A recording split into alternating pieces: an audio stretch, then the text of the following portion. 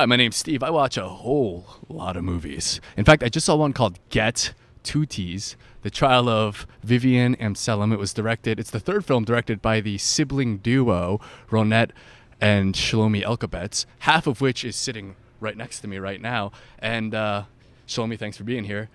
I've got to start with a real typical question because I am legitimately curious where this story came from. We kind of but the trilogy was conceived 12 years ago, so it's like we actually the film Gett is like the conclusion of this trilogy that we wanted to make together, and we had in mind three stories, and we kind of decided we're not gonna put them in one film, and we're gonna separate them and go for this like really crazy journey. And since I didn't study cinema, I never went to cinema school, and Ronit also never. It was like kind of somewhat ambitious. We came to these guys and said, "Yeah, we want to make three films," and it's like everybody were okay, make your short, make something. But the idea, basically, the idea for this woman, Viviane Amsalem, is somehow inspired by our mother's life. I mean, the films are independent. Completely. I mean, it's not they're not sequel. I mean, you don't have to see one film to understand the other ones. But of course, it's for people who like Gett, it's interesting to go back and to see Viviane 12 years ago. It's like, and we use the same actors for all the three films, so you could actually have like this kind of 6 hours trip going over 12 years with the same actors growing up into the story, and you see them, they really changed in the last 12 years. Maybe it's an interesting body of work for the people who are interested in it. But Gett is, Gett was conceived then, and the script was written 2 years ago. And I believe that this film in the trilogy, it stands out stylistically from the others quite drastically. And with this film in particular, we're in mostly one room, and that makes it very trying. I think I can explain it, but I think you'd explain it a lot better why you went with that choice to never leave. First, I mean, the films are very different from each other. I mean, they look very different, even though the three films, as part of the language of the whole trilogy, are mainly concentrated inside spaces, whether it's the house or the house of the big family or the court.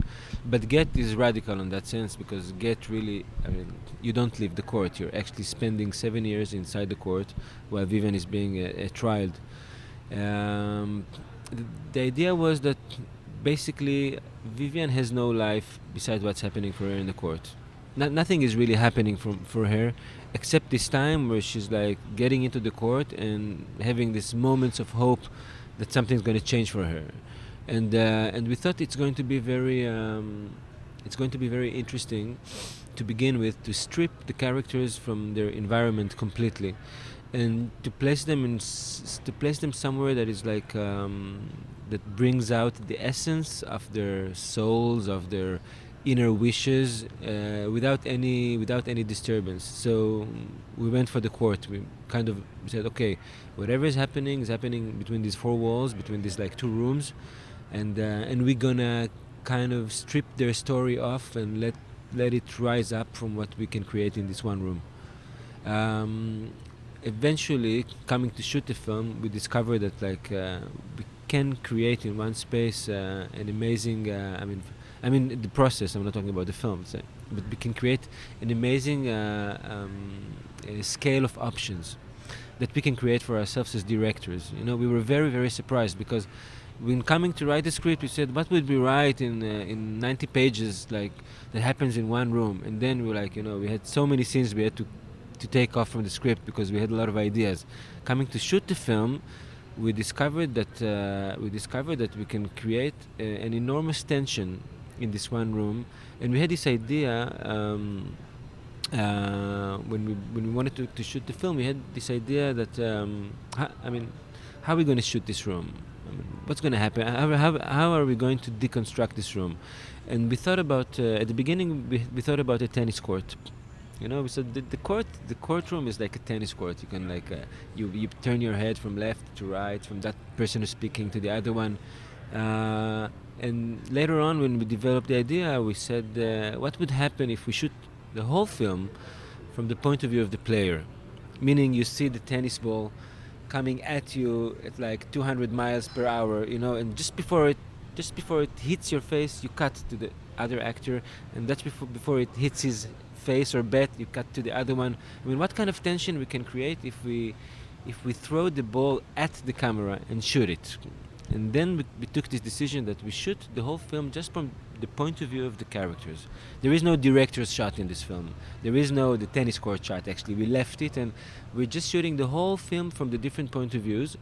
And this decision gave us, first it gave us like an enormous control of the rhythm of the film, because we could have created in this one room this multiple angles that you can like deconstruct the room and move in from up to down, from down to up, from straight to straight, from close to far.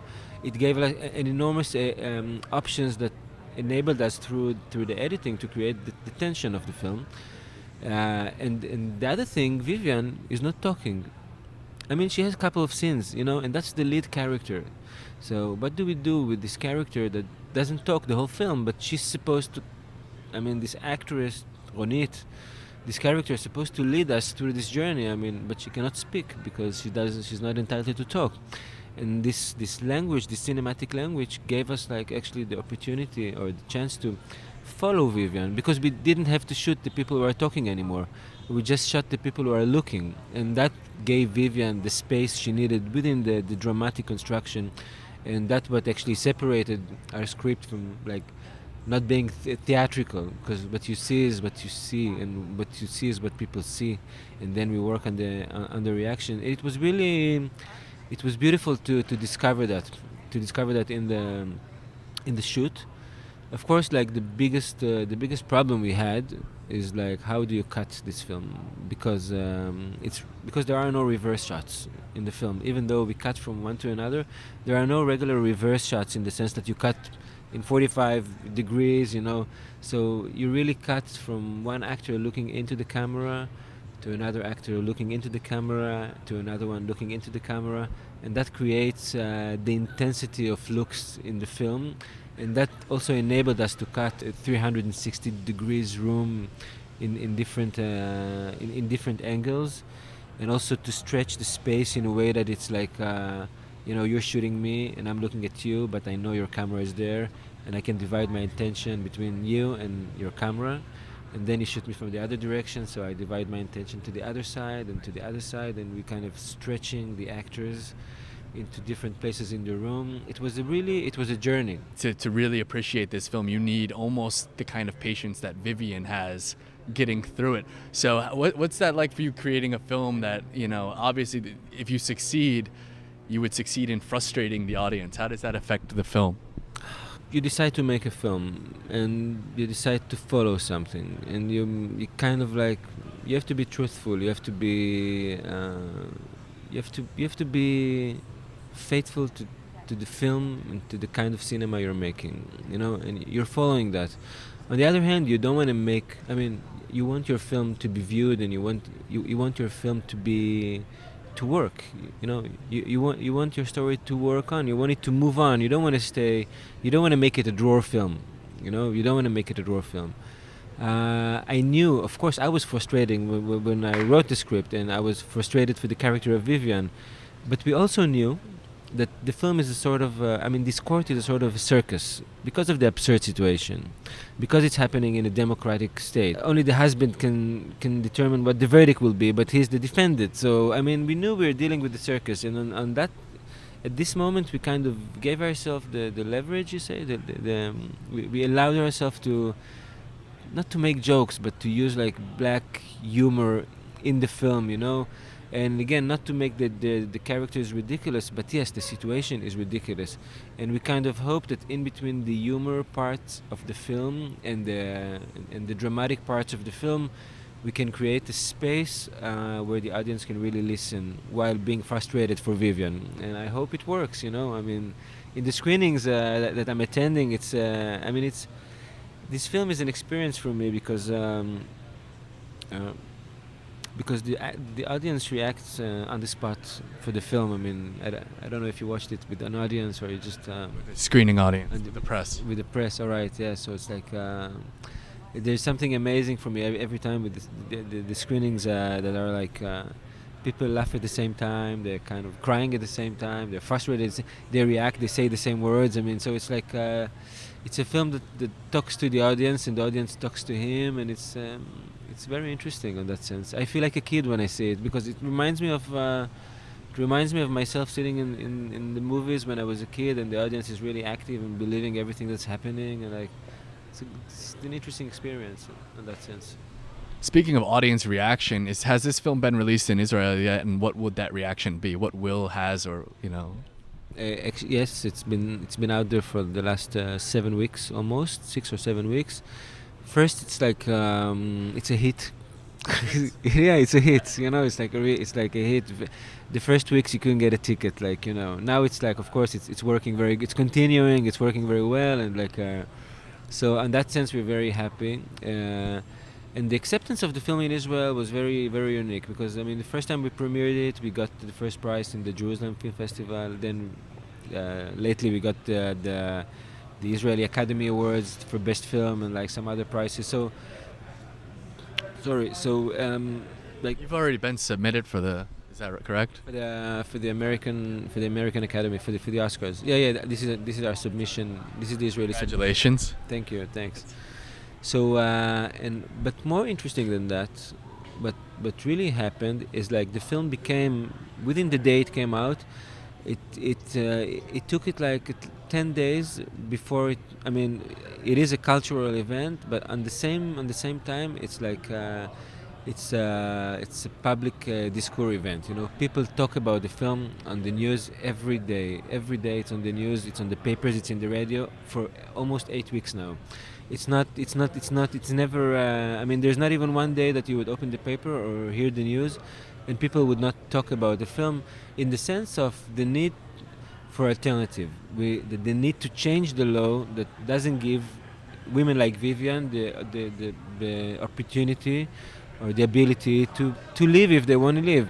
And the most amazing thing happened 2 days ago, when the head of the rabbinical courts in Israel, of course they're very, very orthodox, asked the production to have the film and to screen the film to all the rabbinical judges in Israel as part of as their annual convention.